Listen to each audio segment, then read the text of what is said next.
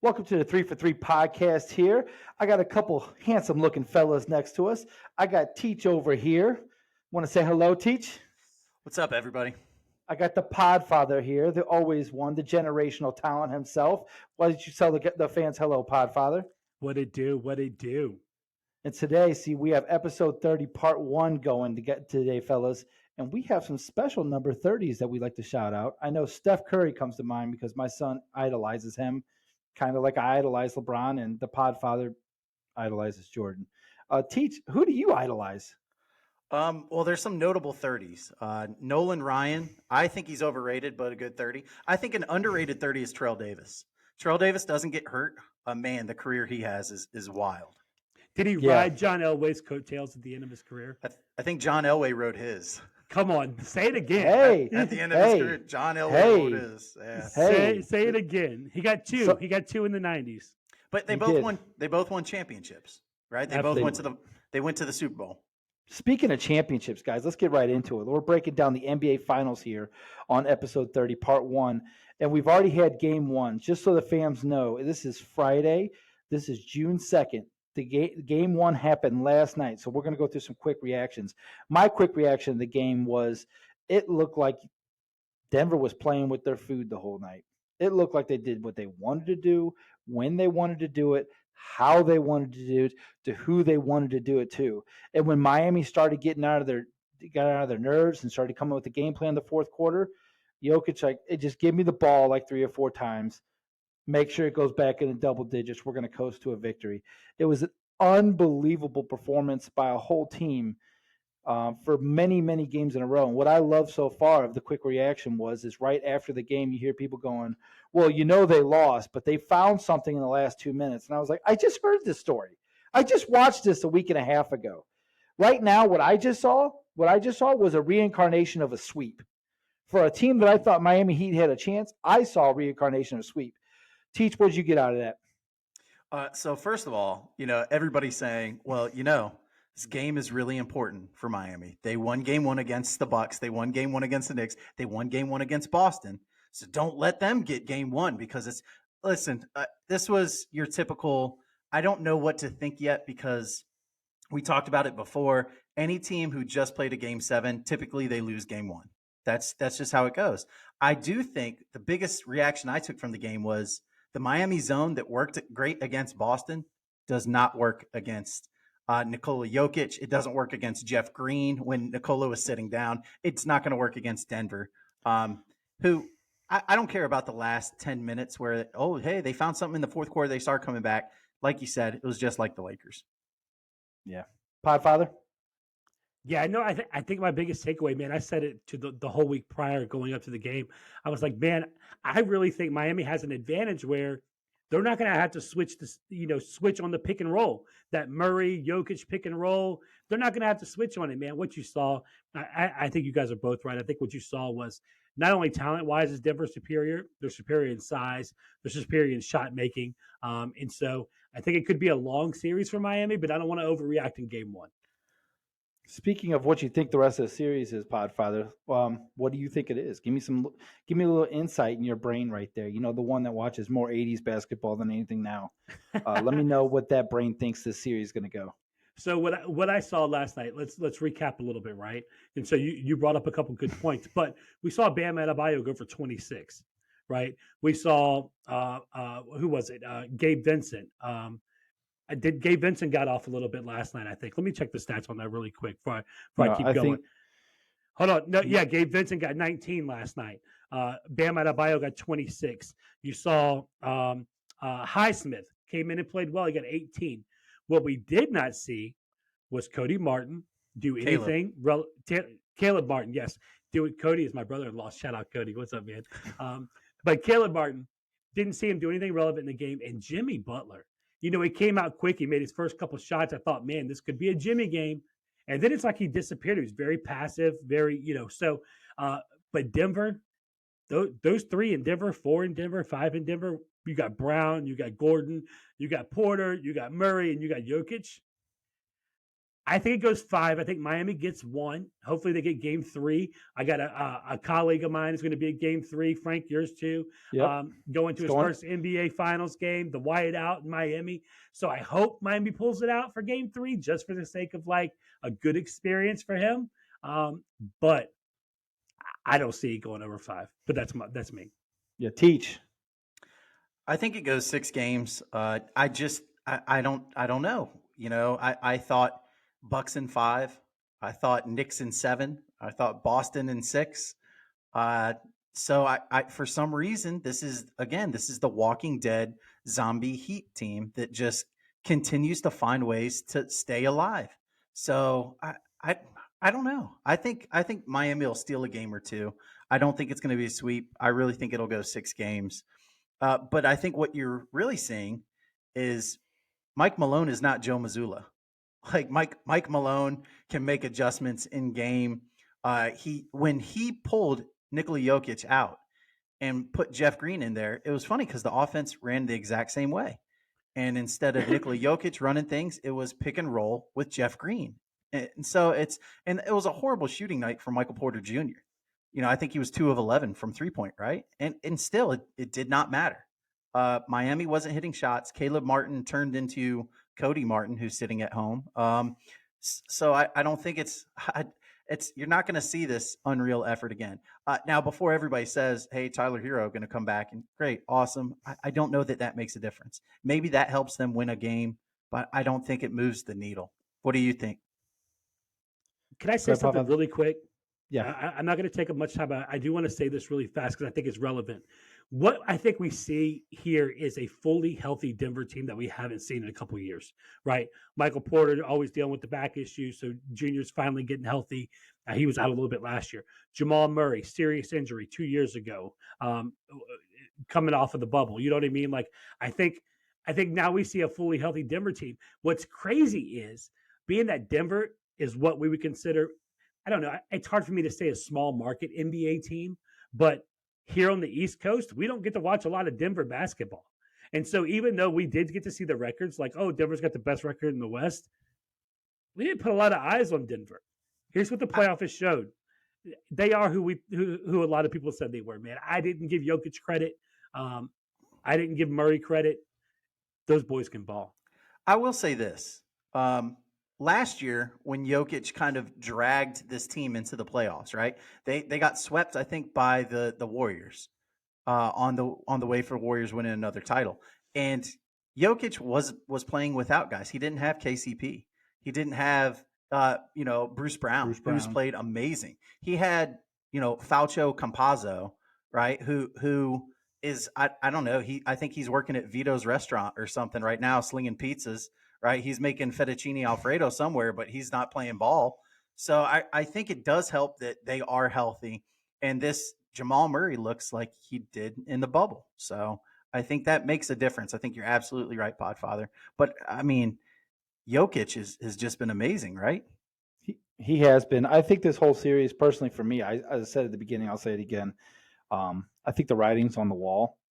I think Denver could play better, and that was the problem. I almost got vibes of like when the Warriors had KD. It just felt like there was so much that Miami has to overcome. I feel like the margin of error for Denver is way wider than the margin of error for the Miami Heat. The Miami Heat had to play perfect basketball, and Denver Nuggets can go play around for 3 quarters and still win the game just because they're just better up and down the court. They're better coached.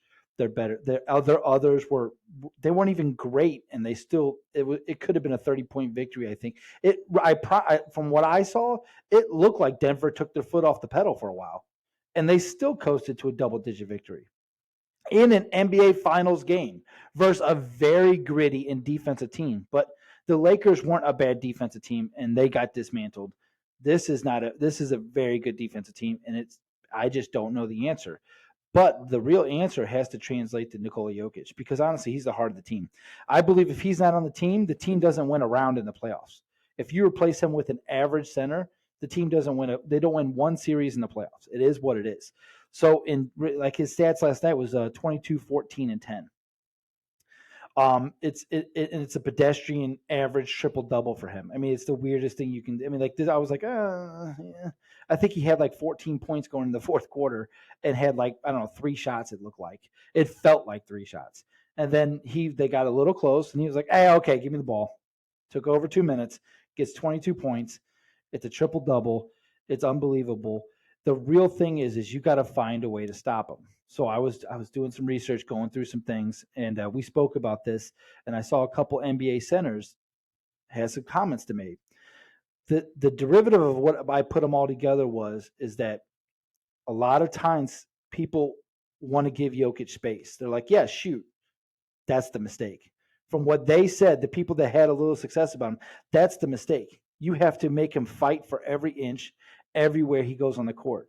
It's funny is you got to treat him like a high profile guard. Like Steph Curry, he has to fight for every inch. They have to switch the mentality the way they play this guy because he plays like a guard. You have to get in his face. Every inch has got to be all over you. The problem is that pick and roll with him and Murray, the moment they run that, he's so wide in that shifty little move that they allow a screen to be. He's like 7, 8 feet wide, and Jamal Murray has been playing so lights out, like that he's never played. This is bubble Murray. And the way it is, it's almost impossible to stop. Everybody talks about it. There's different things they try to do. I know Tristan Thompson said that because of the pick and roll, one of the things that the Lakers found out was in their research that if they do the pick and roll and Murray goes to his right, he's a 75% shooter. If he goes to his left, he's a 25% shooter. He goes, but the only problem with that is, yeah, make him go left. That sounds great. That's where most of their passes come from. And so, like, that's where they're really good at passing the ball. So, yeah, you don't want them to shoot, but you still got to stop the 7-foot guy that's rolling the basket. What do you guys think about some of that? How would you guys stop? I know, like a Podfather, that 90s Bulldog. I mean, that's what they're saying do. Do you think that's the mentality you should attack Jokic with? I don't know because I think it's so much more than that. Like if you watch Denver basketball, and Teach, you could tell me your thoughts on it. But they do so much curling off of screens and rotation and side to side. There's always a cutter, a diver, somebody rotating out, getting back up under it. Like there's so much going on that I don't know if physicality is going to matter really with Jokic. I mean, I think I said it a couple weeks ago in LA, like, yeah, they got to be physical. We need a big guy. But honestly, if he gets 20 assists, it's still 40 points. You know what I mean? Like those points are still coming no matter what. So if he gets 15 and 20 or it's 25 and 12, it's the same thing. The points still average out to be the same. And so there's so many ways Denver can beat you. It's really nice basketball. I think I have to say now after watching him the whole playoff, he's definitely the second best center in the NBA, possibly the first. Well, quick stat to throw at you for the non-physicality argument of the situation. LeBron James and Tristan Thompson played very aggressive defense on him. He shot a combined like 20-something%, 28%, I believe was what I read, where Anthony Davis did not, and I think he shot 68% while Anthony Davis was guarding him. So, Teach, let me know, what do you think? First of all, the only way that you stop Nikola Jokic is, again, you kidnap him before the game starts, you handcuff him to a desk chair or something. I don't know, and then you worry about his brothers, right? You worry about his brothers coming after you. I love the comparison you made. I think Nikola Jokic is, I always say Steph is gravity. His shot making ability from well beyond the arc causes the defense to be pulled, which leads to the middle being opened up, and that's where Draymond typically can make plays, right? He can make the hockey pass to the open guy.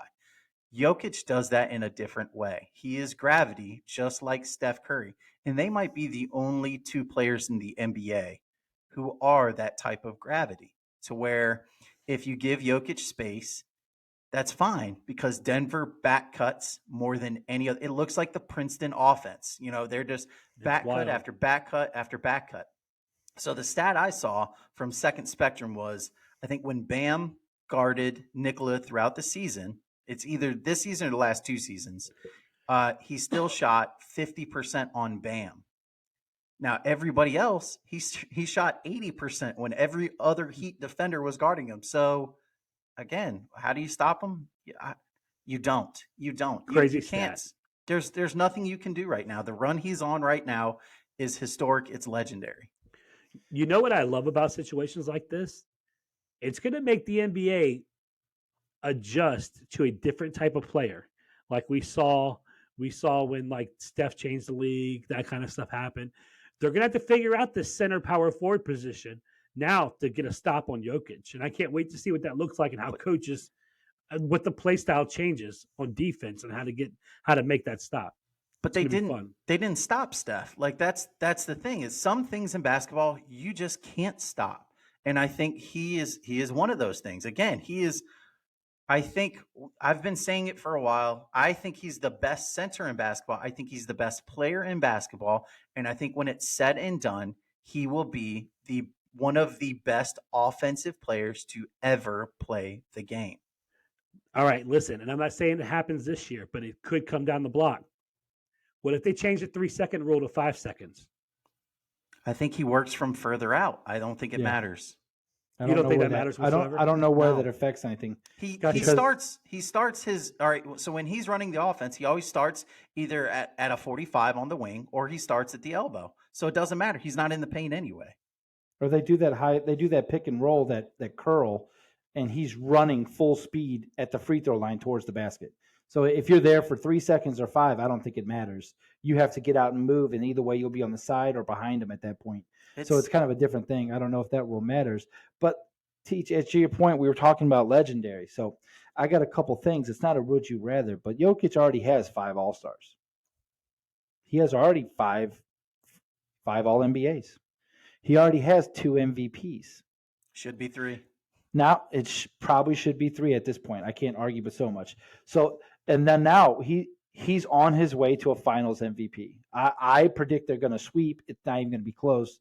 He definitely does. Murray is there, but he's not Jokic. He don't affect the whole game. Without Murray, I still think they win rounds. With Murray, they win the whole thing. Without Jokic, I don't think they win a round. And I think that's why no matter what Murray does, his effect on the court is awesome. So if he wins this one, when he wins this one, not if, when he wins this one, there's a couple names I want to throw at you guys. And some of them, they're not there. I don't believe exactly it, but I wanted it down because I wanted you guys' opinions because they're a little bit controversial. So one, the infamous Dunkin' Donut himself, Charles Barkley. Is he better than Charles Barkley at the end of this year? I'm not talking about down the road. I'm talking about the end of this year. I think he is. This is hard because I didn't know if you were saying if at the end of this year or No. if when his career's done. This So, year. Yeah, I love longevity. I like a guy who's going to play for a long time. So I don't know if he continued to play. I would say I would put him ahead of Barkley. So the question is, has he had a better career if it ended with this Finals MVP? Say he tragically broke his ankle and can never play again. Just Use say that- he use that retires at logic. the end of the Finals MVP, Yeah. right? Say he said, "That's it. I'm done. I made my he money." didn't have to get hurt. You know what I mean? Yeah. Like, don't get hurt. We're not wishing that on Jokic. Brothers, don't come after us. But listen, LeBron needs another one, so maybe. Charles Go to Barkley has Denver. no championships. Nope. Right. Charles Barkley has 1 MVP. Yep. The Great Mound of Rebound is what his nickname is, not the Dunkin' Round- Donut himself. Round mound of the rebound. round mound, yeah, the round mound of rebound. To correct your So- correction. Just Yes, to correct the correction. I can't put him above Barkley. Not yet. Not yet.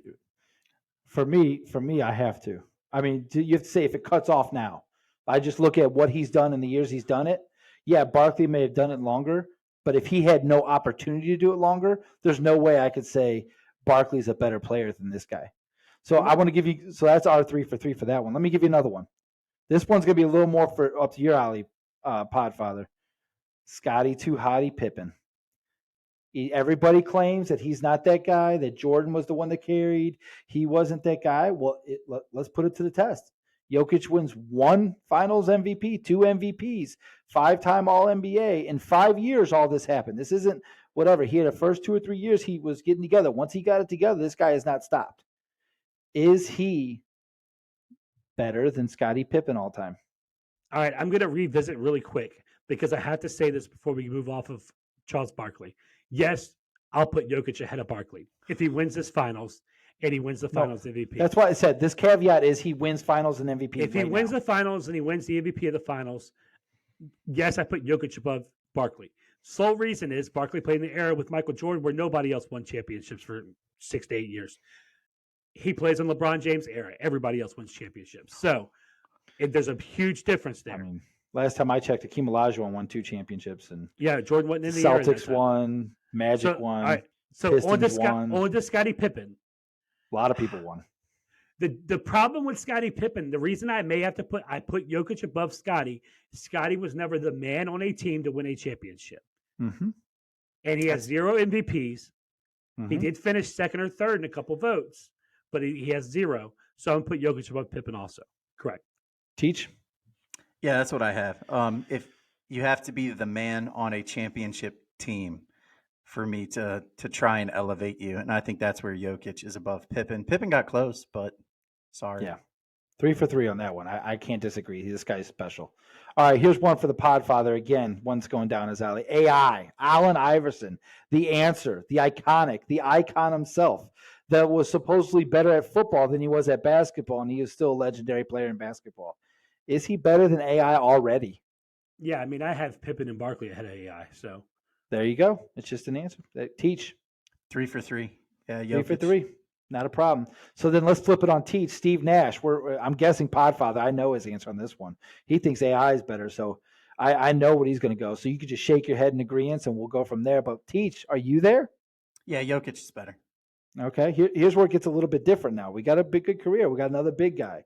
Patrick Ewing, the one of the best New York Knicks of all time, known to be that guy. And maybe if Jordan isn't playing, maybe has a couple championships. Did his best to beat Jordan. Scottie Pippen dunked all over him, and it's still a tragic scene.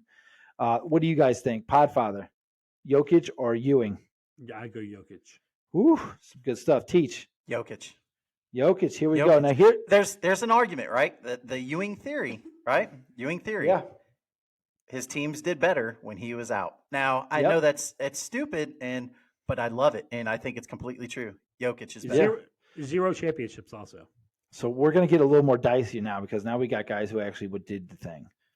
The Admiral himself, David Robinson. We're talking about an MVP. We're talking about longevity. We're talking about a guy that held the thing. He was a man amongst men. He didn't play with some of these soft centers like Jokic does. He played with the greats. There's no doubt about it. Podfather, I know you're the 80s, 90s guru, self-proclaimed guru expert here, that you're the only one that watched basketball apparently for 20 years.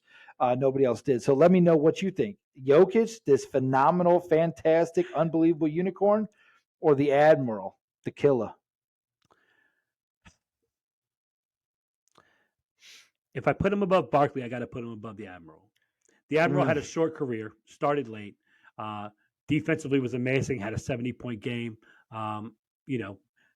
Points per game leader in the NBA, won 2 championships.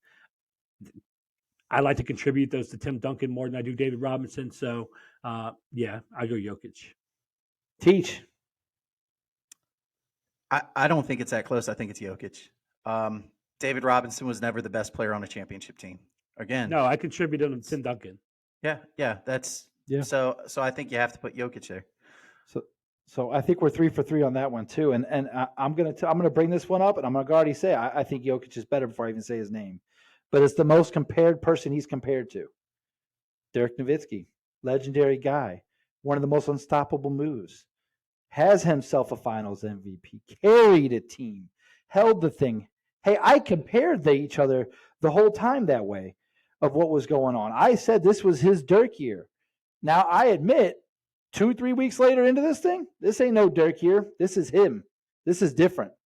I automatically, he wins it. When this ends in 4 games like I predicted is, and it's over, it is what it is. He's above Dirk in my book, and he don't even need the other 15 years that Dirk played. And I know, but that's my opinion. Podfather, again, king of that 80s, 90s, early 2000s ball. Kobe lived where Dirk lived. I know you watched it all. That's why we're going to come to you first with this one again. This one's tough. It is. This one's super tough. The only thing that hurts Dirk is no MVP, regular season MVPs, right? And so, He had one. what did we had He had one? one, didn't he? Oh, He 06, had one. 07?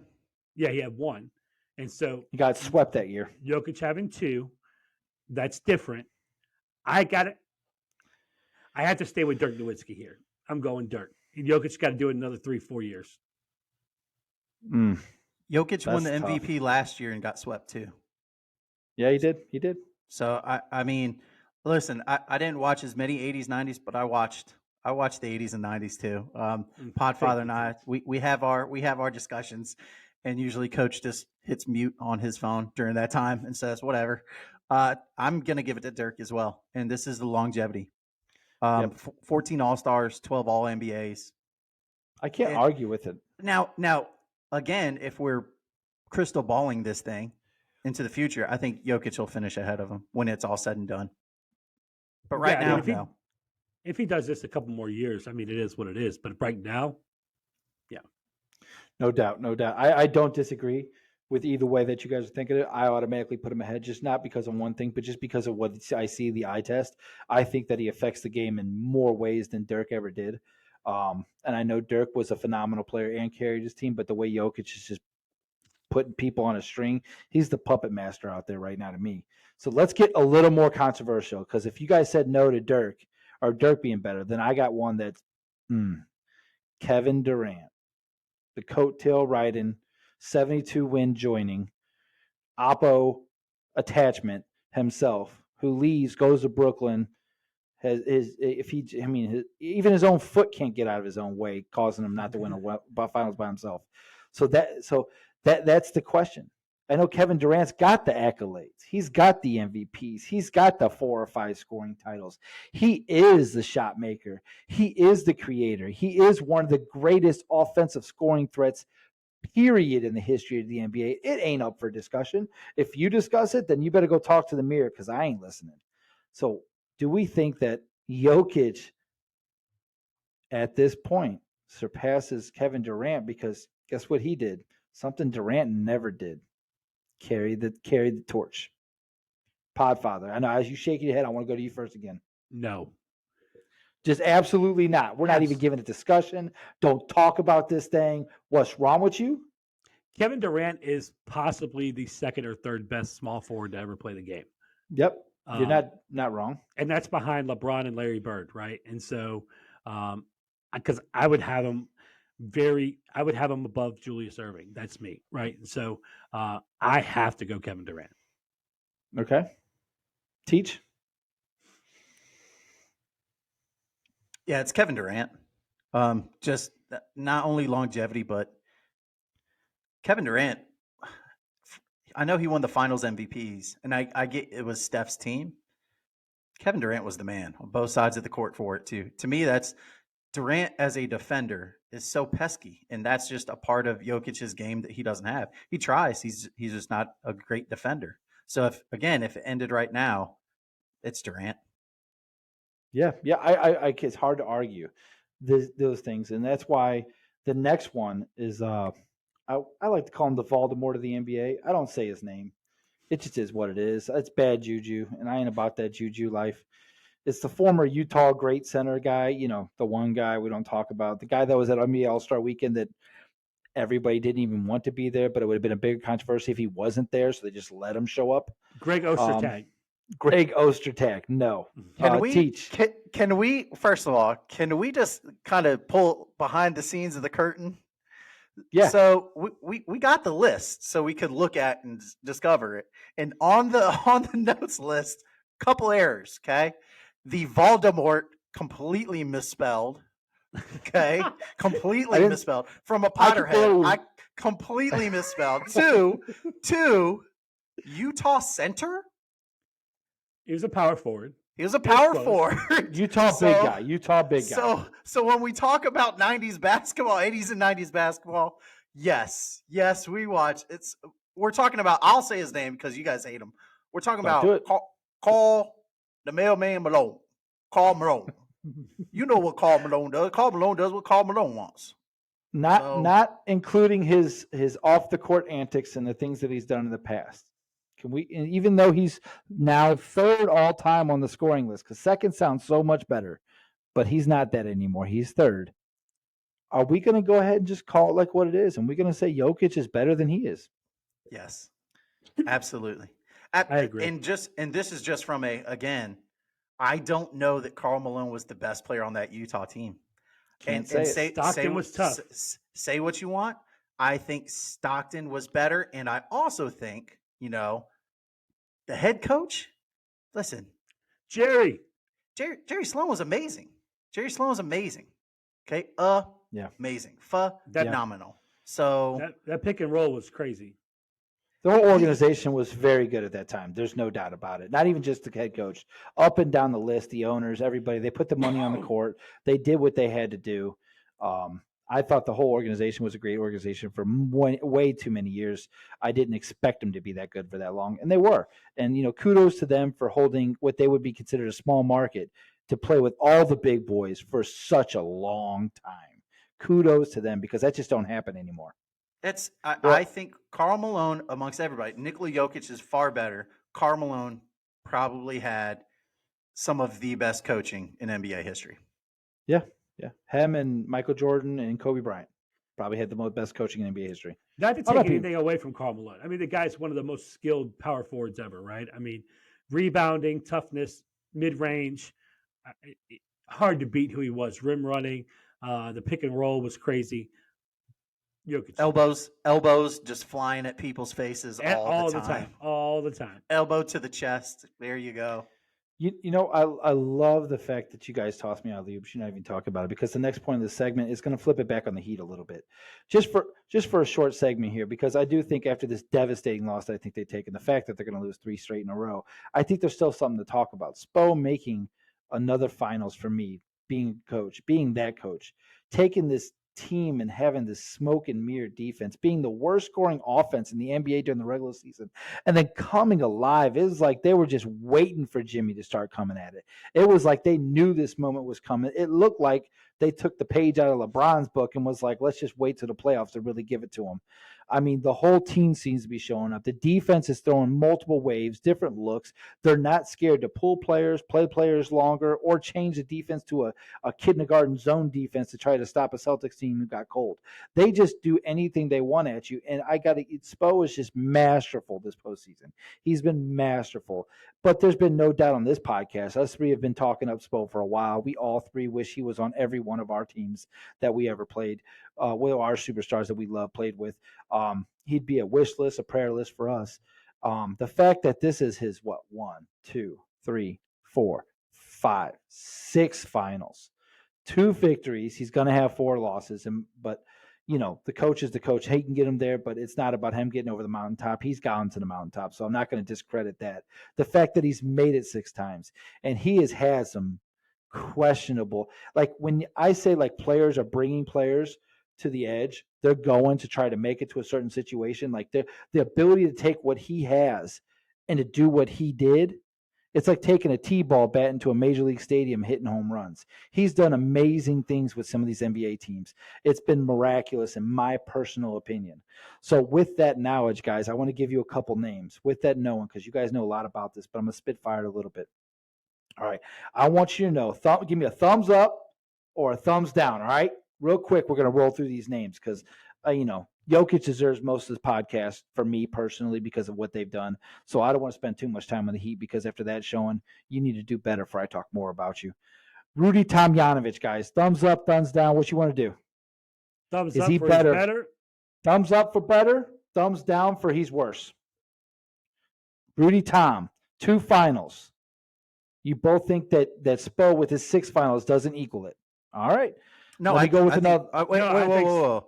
I thought we're saying thumbs up Spo, right? The opposite. Yeah. So Spo's better. Spo's better. 2 finals. Let's escape Spo or no. Okay. Spo or no. Spo or no. Yeah. Spo or no. Okay. So Chuck Daly. Spo or no? Spo. No. Spo. No. Detroit Pistons put you in a different realm, didn't they? I think Daly's better. Not only because what he did with the Pistons, what he did with Team USA. And that's where I'm coming from, is managing all those stars. Yeah, I think Chuck Daly was a better coach. Well, I think some of them Team USA teams were phenomenally So it didn't matter who coached them. They could have won because of the team that was on there, the dream team, stuff like that, right? That was his stuff, right? He was the coach for that. Am I misreading that? Yeah.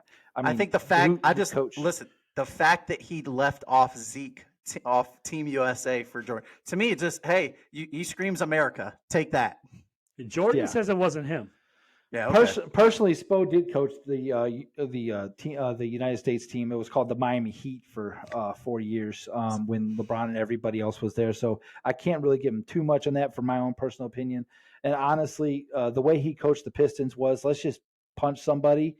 And I don't really know if that's better coaching than what we have to do nowadays. So that's why I'm going to give the edge to Spo. But that's my own personal opinion. Again, I don't watch 80s and 90s basketball, but I can read and know those things. So that's probably why I'm leaning that way. So let's go into another 80s, 90s guy, Lenny Wilkens. This is, again, it's getting harder as we go down. Lenny Wilkens, Spo or no, guys? Spo. So that's a Spo and then a no. So we're flipping here. Why no, Pod? Why no? Lenny Wilkens, the most winningest head coach in the NBA history. He took 3 different franchises. He had the Blazers and Sonics. Great teams. Great guy. And he actually coached the right way, man. He did some good things with those teams. So we just don't care about postseason? We don't care about postseason finals appearances? That just doesn't count for him? Only for Jordan does that count, right? Going 6-0. It'll count eventually. We'll see if he can win them. Can I just make a case against Lenny Wilkens? He has the most wins in NBA history, right? Yeah. So we hold that to him as, hey, put him on a pedestal for having the most wins, right? He's not the best ever, but he's ahead of Spo. Is that part of the thing that gets you like, wow, yeah, he must be? That's what you're saying, right? No, I'm saying I think he's better than Spo. I have him I'm just in my coaching tier list. Just answer my question. I don't need a dissertation. Do you count that for him, right? All accolades accounted for, correct. Okay, so he also has the most losses in NBA history, right? Yes. Does that detract from him or no? That doesn't matter, right? Yeah, you're going to win some and lose some. Okay, that's all I want to know. We're doing all-time greats here, so that we're gonna cherry pick those. Lenny Wilkens, you win some, you lose some. Yep. Yeah. Okay. So Larry Brown now, one of the only coaches, and actually the only coach in history to win championships in so many multiple levels. It's ridiculous. I believe he's won the national championship in college and won an NBA championship. He's a special coach. He's done a lot of good things in the NBA. A lot of people have him highly ranked. Is he higher ranked than Coach Spoelstra? I'm going Spo. I'm going no. No and Spo. I can't disagree. I kind of know the differences and the reasons why. One thing I will say, though, is right about there, though, about the list, there's no way I can even consider him. Past that, the guys in front of him, Kerr, Riley, Auerbach, Jackson, I can't go there yet. He needs to win. Popovich, he needs to win 3 or 4 more for me to even mention his name with them guys. So until he does that, I'm sorry. It is what it is at that point. But I do think he's there. He's right. Right in those names right there. As you can see, we all were disagreeing.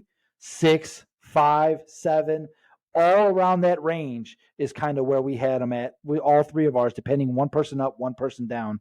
We're 3 for 3 with that type of situation. Just we have a name flipped here or there. So we're all in the same areas, I'd like to say. Podfather, what'd you guys say? Oh, no, I'm good. Okay. So as it is, guys, this has been a phenomenal breakdown of what we've seen at Game 1 and what we expect the rest of the series. Jokic being the unbelievable guy. Personally, for me, he's in the driver's seat to beat so many greats. It's unbelievable. He's in the driver's seat to beat. It's the only 2 people in my mind that even have a chance of taking over, like going into the top 5 in the NBA are Jokic and Giannis with their resumes as it is currently stated. They're the only 2 people that has a chance. They have to do a lot of things. Durant, I don't know if he has a resume. I don't know if he has the years to get in there. He's got to win 3 or 4 NBA titles more, for my opinion. He's got to be the guy for at least 3 of them. I think Jokic has the ability to be 3 or more. I think Giannis has the ability. Are they going to do it? No. They're not like Mahomes. We're not driving down Goat Street. We just see it's a couple miles ahead and take a left turn. You know what I'm saying? So we're driving. We ain't got the GPS set exactly right. They have the ability to get there. We'll see if they can navigate their careers to make it happen. So with that going on, guys, this is 3 for 3 podcast. We're going to end it here. This is episode 30, part 1 from Coach myself, the Podfather over there, Teach next to me. You know how it is, guys. We love you. We hope you subscribe. touch us up. Let us know what's going on. Hit us up. We're going to have our TikToks like we do. Let us know what's up. Comment. We love commenting back. It's one of our favorite things to do. We appreciate every one of you listeners. And for any of those that won't be in Teach's class next year, if any of you hear this and you tell him LeBron's better, coach said so, you get an automatic A. I said it. I don't care what the grades are. You get an automatic 100. Let us know what you think. Put it in the comments. All right. We're out, guys.